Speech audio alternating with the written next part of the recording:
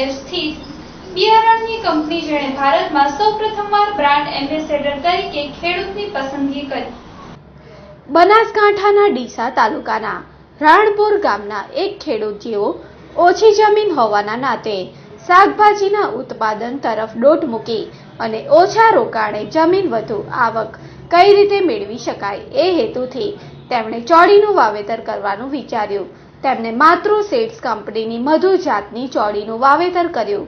પોતાની સખત મહેનત અને મજૂરીથી 1 વીઘામાં અંદાજિત 5 થી 7 લાખનું ઉત્પાદન મેળવી પોતાની આવકમાં વધારો નોંધાવ્યો।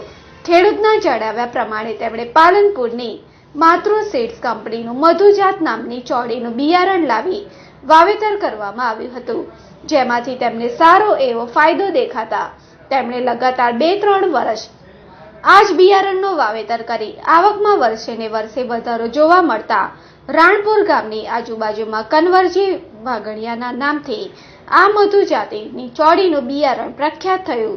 જ્યારે માતૃના માલિક અરવિંદભાઈ પટેલને મનોમન એવો વિચાર આવ્યો કે ઘણી બધી કંપનીઓ પોતાની બ્રાન્ડ એમ્બેસેડર તરીકે હીરો હિરોઈન કે નામચીન વ્યક્તિને રાખતા હોય, પણ આપણે આપણી બ્રાન્ડની વાવણી કરે એવી જ વ્યક્તિને કેમ બ્રાન્ડ એમ્બેસેડર તરીકે પસંદ ના કરીએ।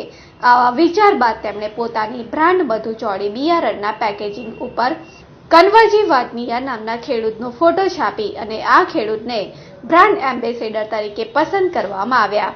જ્યારે ઇન્ડિયા બુક ઓફ રેકોર્ડના સંપાદકીય મંડળ દ્વારા કરવામાં આવે ચકાસણી મુજબ પાલનપુરની માતૃ સીડ્સ કંપની પહેલી એવી છે કે જેણે પહેલીવાર એક ખેડૂતને બ્રાન્ડ એમ્બેસેડર તરીકે પસંદ કરવામાં આવ્યા અને ઇન્ડિયા બુક ઓફ રેકોર્ડમાં નામ નોંધાવ્યું। Story by Girish Joshi, Banaskantha. મારું નામ મનુષ પુરોહિત છે। હું માતૃ સીડ્સ સાથે છેલ્લા 3 વર્ષથી સંકળાયેલો છું। ખાસ કરીને એક અમારી બ્રાન્ડ એટલે કે માતૃની મધુ કરીને ચોળી આવે છે, એ ચોળી ડીસામાં કન્વરજી રામસિંહજી વઘાણિયાને અમે વાવેતર માટે આપી હતી।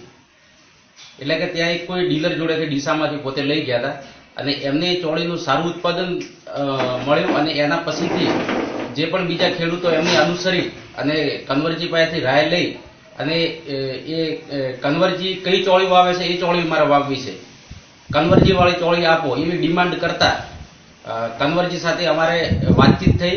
કન્વરજીને અમે કીધું કે ભાઈ કન્વરજી અમને સામેથી એવી રિક્વેસ્ટ કરી કે તમારી ચોળીનું જે પેકેટ છે એ પેકેટ ઉપર મારો ફોટોગ્રાફ મૂકો, જેથી આ ખેડૂતોને માર્કેટમાંથી સહેલાઈથી આ ચોળી ઉપલબ્ધ થઈ શકે। એટલે કન્વરજીને સંમતિથી અમે ચોળીના પેકેટ ઉપર કન્વરજીનો ફોટો મૂકી અને એ ચોળીને ડીસાના માર્કેટમાં અમે પુશ કરી છે।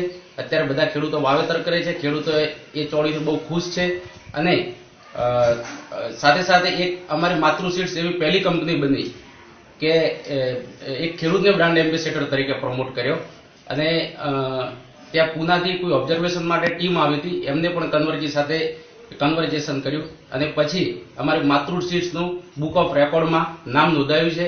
તે બદલ માતૃ સીડ્સના માલિક અરવિંદભાઈ પટેલને પણ હું ખૂબ ખૂબ અભિનંદન પાઠવું છું અને તેમની સાથે હું જોડાયેલો છું અને અરવિંદભાઈનો ખૂબ ખૂબ આભાર પણ માનું છું કે એમને આ સારું બિયારણ ખેડૂતોને ઉપલબ્ધ કરી અને ખેડૂતોને મબલખ નફો મળે અને સારું ઉત્પાદન મળે એ તરફ પ્રેરિત કર્યા।